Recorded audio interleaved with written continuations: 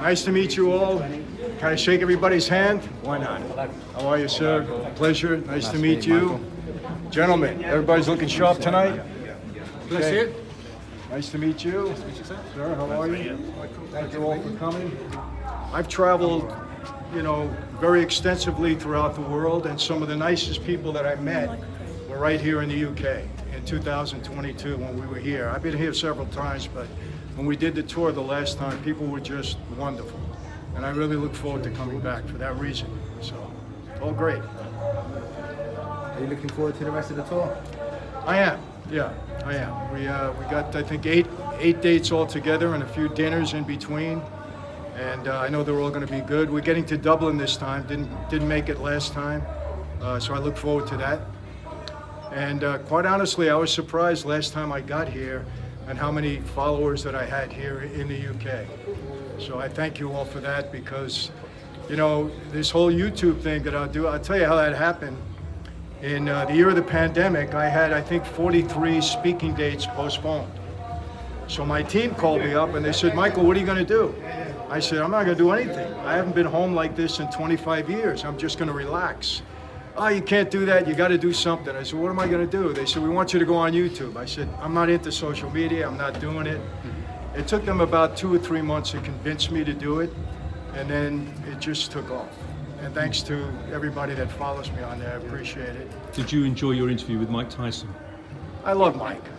Mike is, don't ever make an appointment with him because he'll break it twice and then you'll get it on the third time. He doesn't do it, intentionally. It's just the way Mike, the way he rolls. But I love Mike. He's so honest. He's very sincere. I wish him well on the 20th in this fight. I'll tell you what, he still hits hard. If he catches this guy early, it's going to be rough, but he hits hard. Who do you think will win? I don't want to say. He's got to catch him early because, look, I'm 73. I don't think I could last, for 2 3-minute rounds. Mike's 58. He's in pretty good shape. He's got to catch him early. That's my opinion. How do you get on with Joe Egan? How do I get on? I love Joe. Yeah, we spoke today, and he's going to be at one of my events, I think, next Monday. Yeah, he's a great guy. And Mike said he's the baddest white man on the planet. After you. He hasn't met me. Yeah, he hasn't met you, right.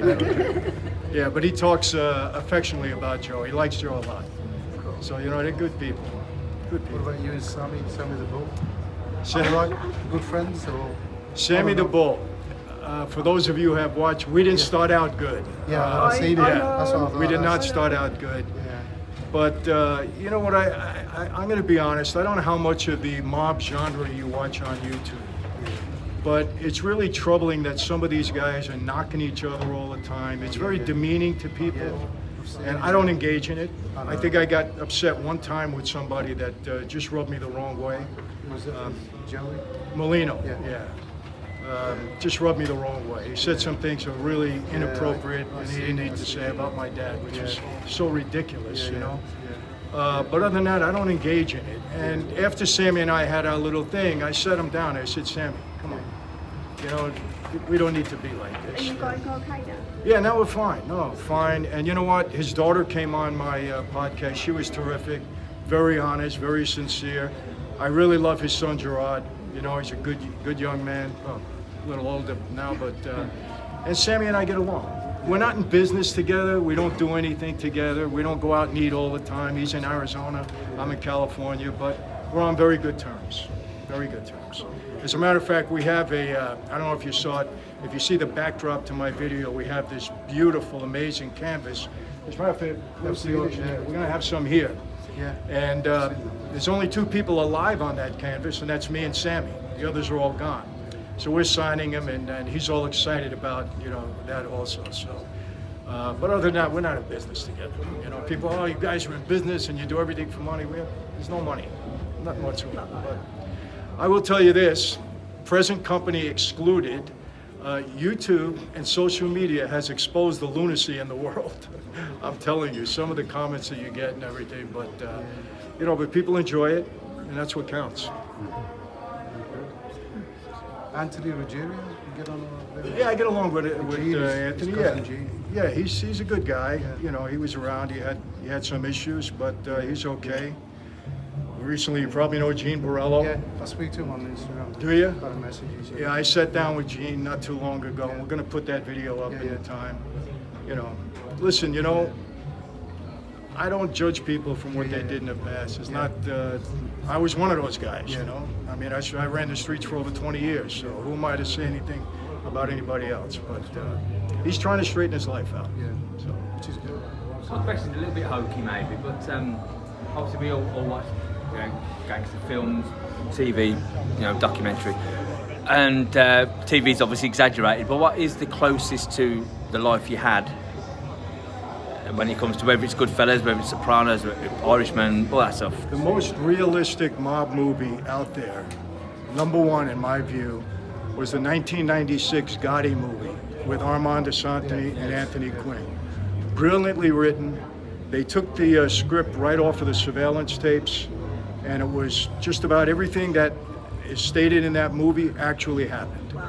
And Armand Asante was brilliant. Anthony Quinn was brilliant. There's a scene in that movie that just gave me the chills when Anthony Quinn came over to. Everybody see that movie? Yeah. If you haven't seen it, go on YouTube. You can watch it for free. 1996 Gotti, not the recent Gotti movie. Forget that one with Travolta. Don't even watch that. Anthony Quinn plays a brilliant. And He was did a brilliant. bunch. He was brilliant. And that one scene when he's telling Gotti, if I would have got the order, I would have came here with these 2 zips That's right. and you'd go. It was chilling. It was chilling. But it was brilliant. Next, I would have to say Goodfellas as far as authenticity. Donnie Brasco, extremely well done. I thought that was Al Pacino's best role. I knew Lefty very well and he played him well. I like Bronx Tale. It wasn't, it was based loosely on Chaz's life, but it was well done. I thought that was Chaz's best role as a gangster. He nailed it. And Casino was good too. Yeah, really good. People ask me about The Sopranos. My line for that is, if a mob boss was ever visiting a psychiatrist, he'd be in the trunk of the car by the end of the week, along with the psychiatrist. They'd both be gone. Never happened. Never happened. So, but it was a good series. Have you ever wondered if your past would catch up to you at any point? Has anything ever happened where somebody from 30 years ago approached you?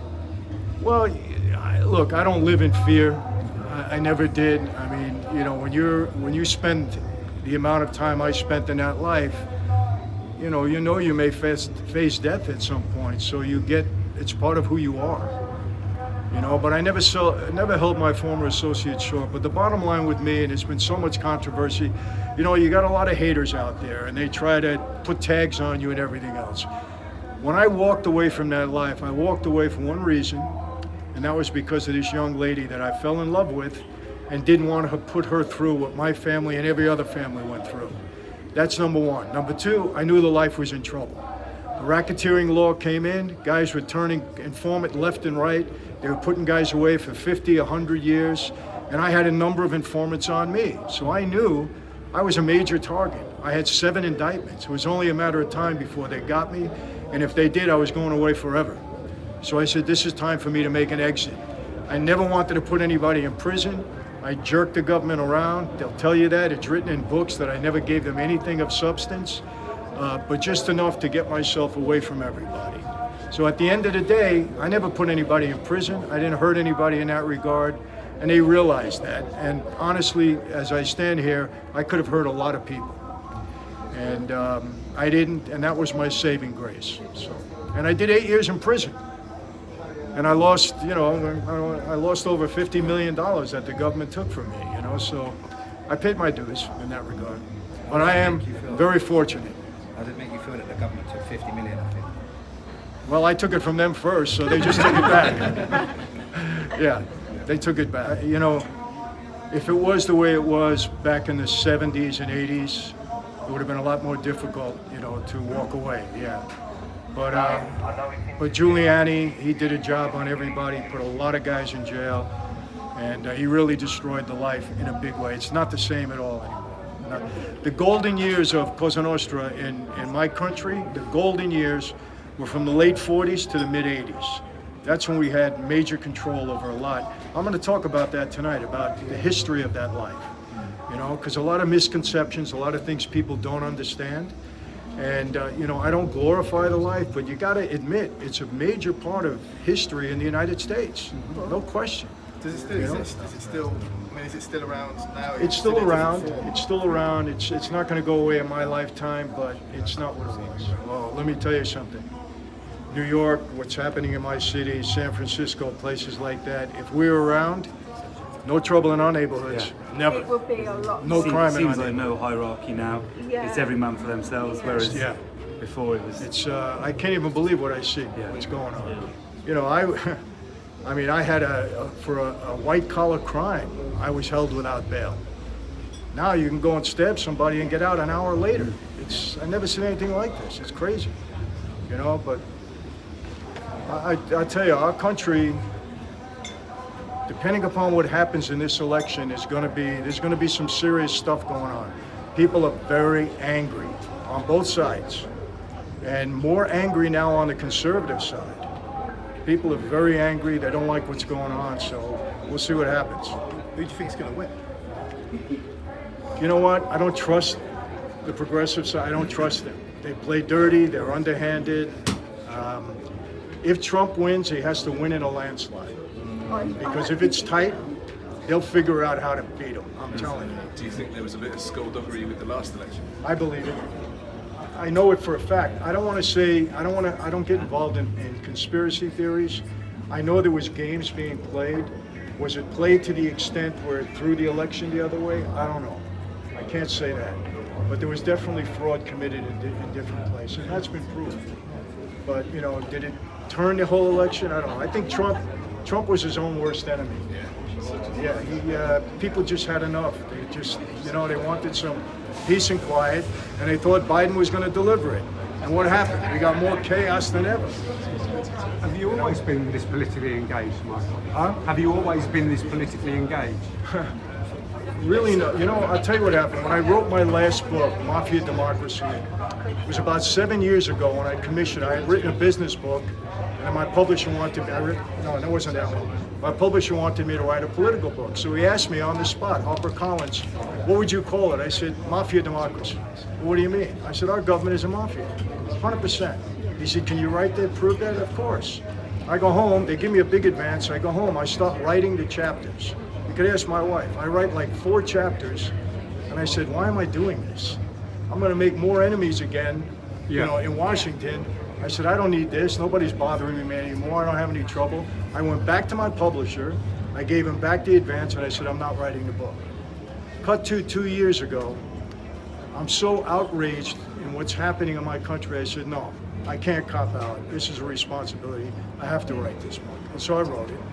And the satisfying thing is all the comments that we've gotten are all, Michael, now I get it. Now I see what's going on. Now I get it. You know, listen, we are a constitutional republic in the United States. Democracy is important. But I think when you give too much freedom, you know, it gets intoxicating to people. There's got to be checks And and remember, balances. Yeah. absolute power corrupts absolutely. And that's what's happening in our country, no doubt. And I'm going to intervene right there. Thank you so much, Michael. I hope everyone enjoyed.